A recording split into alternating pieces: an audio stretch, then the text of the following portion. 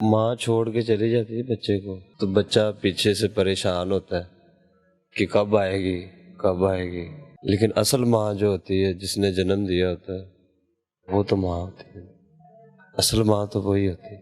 آج میری ماں مجھے مل گئی ہے، میری زندگی کی ساری تمنا پوری ہو گئی۔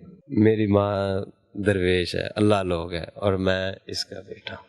میری زندگی چینج ہو گئی ہے۔ اب میں کام پہ جاتا ہوں نا تو مجھے پتہ ہی نہیں چلتا میں کام کر رہا ہوں۔ جتنی ہو سکتی ہے ماں باپ کی خدمت کریں، دانا پانی لینا ہے جتنا مرضی لے لیں، ابھی خزانے کھلے۔ خواتین حضرات السلام علیکم ورحمۃ اللہ، میں ہوں آپ کا دوست کامران خان، اور آج کی یہ جو کہانی ہے اس میں جذبات بھی ہیں، اس میں دکھ بھی ہے، اور سب سے بڑی بات اللہ کے کرم سے اس کہانی میں بہت زیادہ خوشی بھی آپ کو محسوس ہوگی۔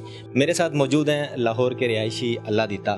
جب یہ صرف 4 ماہ کے تھے تو ان کی جو والدہ ماجدہ ہیں وہ کھو گئی تھیں، اور یہ اس وقت ان کی عمر 25 سال ہے۔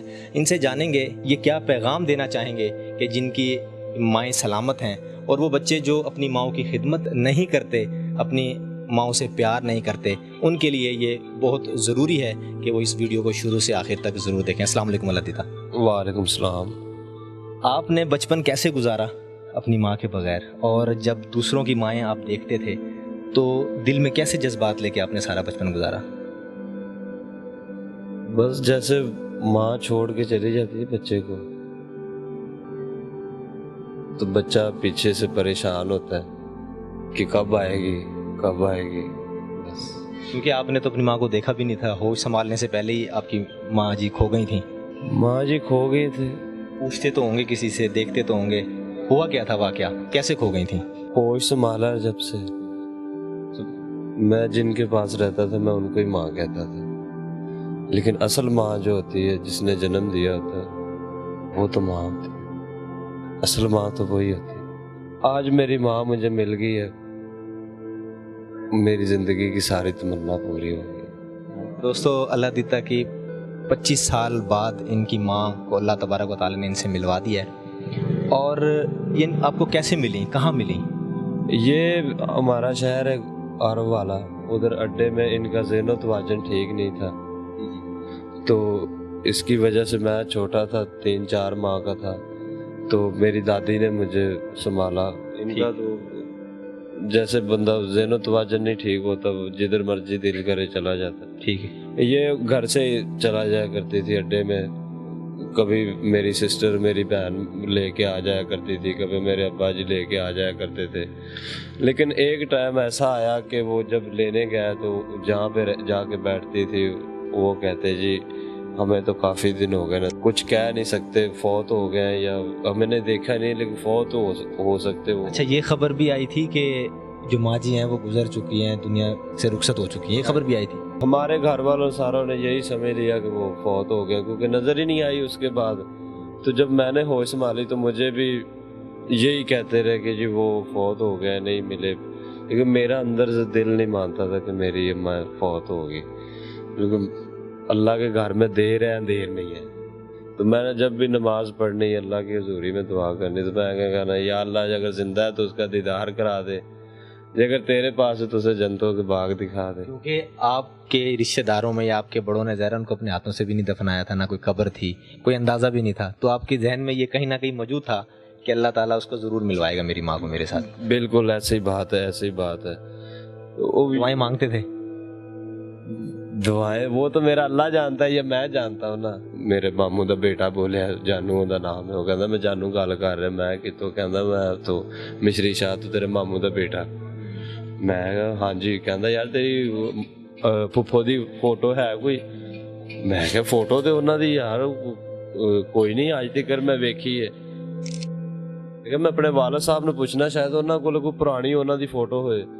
وہ فون کٹیا تے تھوڑی دیر بعد پھر آ گیا، وہ کہندا کہ وہ پھپھو مل گئے نے، وہ گجرات نے تے خالہ ہوراں نوں ملے نے تے انہاں نوں فون کیتا۔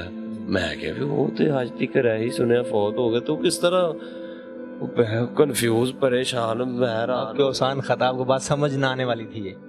مجھے سمجھ نہیں آئی کہ میں نے کیا کرنا، جیسے بندہ صبری حفر نہیں ہو جاتی، میں نے ادھر جانا ہے یا ادھر جانا ہے، وہ ایسے ڈر سمجھ۔ پہلی دفعہ آپ کو یہ بات پتہ چلا کہ آپ کی والدہ مل گئی ہیں؟ मैं घर को उधर से दौड़ लगाई है, इधर आया हूँ, मेरी बेगम ने खाना बनाया, मुझे कहती खा लो। मैंने कहा मुझे भूख नहीं है, आप चलो मेरे साथ, हम गड़ी से चलते हैं। खाला के पास फ़ोन आया, मम्मी को लेने जाना है। मैंने इधर से मोटरसाइकिल ली, मोटरसाइकिल लेके उधर चला गया। उधर से हमने रेंट पे गाड़ी करवाई है। वो गुजरात निकल गया रात को ही। आरिफ वाला से गुम हो गई थी और मिली गुजरात में। हाँ, आरिफ वाला से गुम हुई थी और गुजरात से मिली थी। तो हम उधर 5 बजे पहुंचे तो सारा बाजार बंद था, तो उन्होंने कहा था कि उठाने। दिल की क्या कैफियत थी कि अपनी माँ से पहली दफ़ा मिलूंगा जवान होके हैं?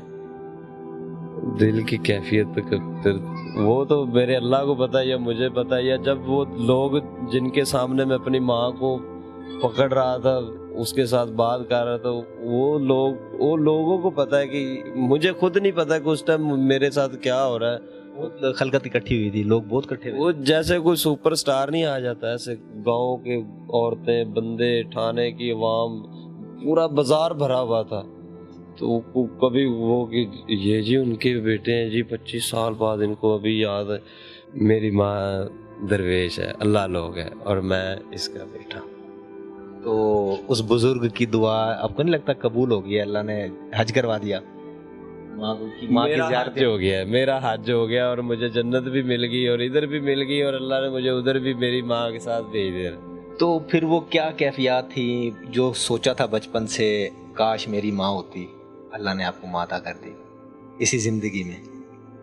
तो मैं माँ होती तो मैं बड़ी खिदमत करूँगा, माँ होती तो मैं ये करूँगा, कुछ ख्वाब होते हैं।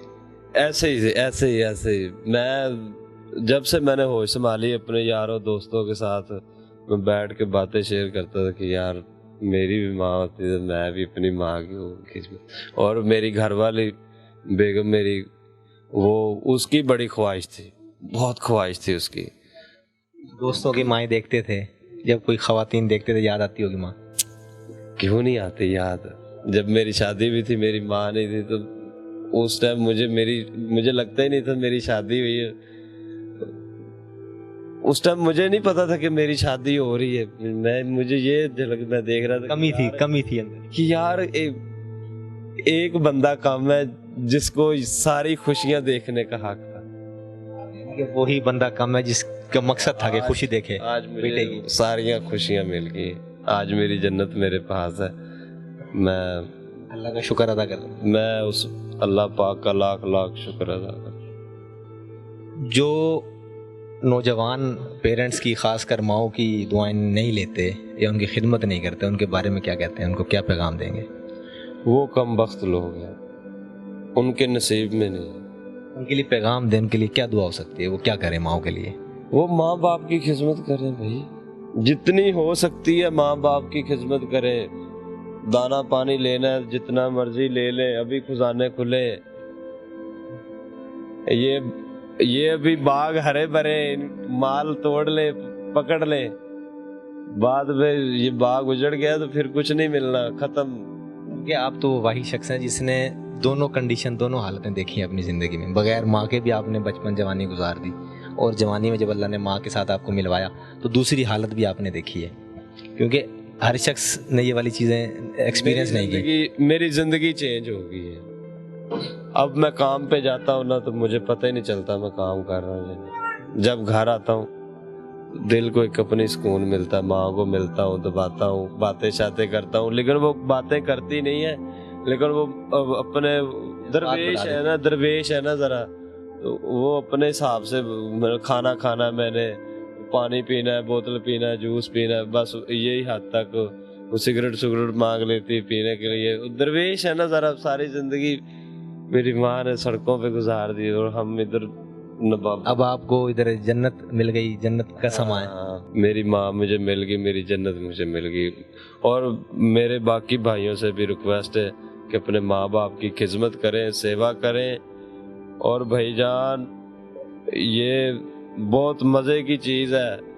आपने दुनिया में तो सारे मज़े ले, माँ बाप का भी मज़ा लेके देखें, मज़े आ जाएंगे आपको माँ की खिदमत के। हाँ जी, सुकून मिलेगा, नींद भी अच्छी आएगी, सोएंगे भी ठीक, खाएंगे भी ठीक, हर चीज़ आपकी ठीक हो जाएगी, आपके मामला सारे क्लियर हो जाएंगे, अल्लाह की ज़ात खुश हो जाएगी, उसकी रहमतें आप पर बरसेंगी, और इस जहान भी और अगले जहान भी। भाईजान, ये फ़ानी दुनिया है, बस। ले जी दोस्तों, ये थी मुख्तसर सी कहानी, और उन दोस्तों के लिए भी जिनके वालिदैन हयात हैं, अल्लाह तबारक व तआला से दुआ भी है कि अल्लाह तबारक व तआला तमाम माओं को, सबकी माओं को सलामत रखे। जो पर्दा फरमा गई हैं, जो गुज़र चुकी हैं, अल्लाह तबारक व तआला उनके दर्जात बुलंद करे। और जो ज़िंदगी में हैं, तो ज़िंदगी में जो सबसे बड़ी जन्नत है वो माओ के कदमों तले ही है, और जन्नत तभी होगी जब हम अपनी माओ की खिदमत करेंगे। मुझ कामरान ख़ान को दीजिए इजाज़त। अल्लाह हाफ़िज़।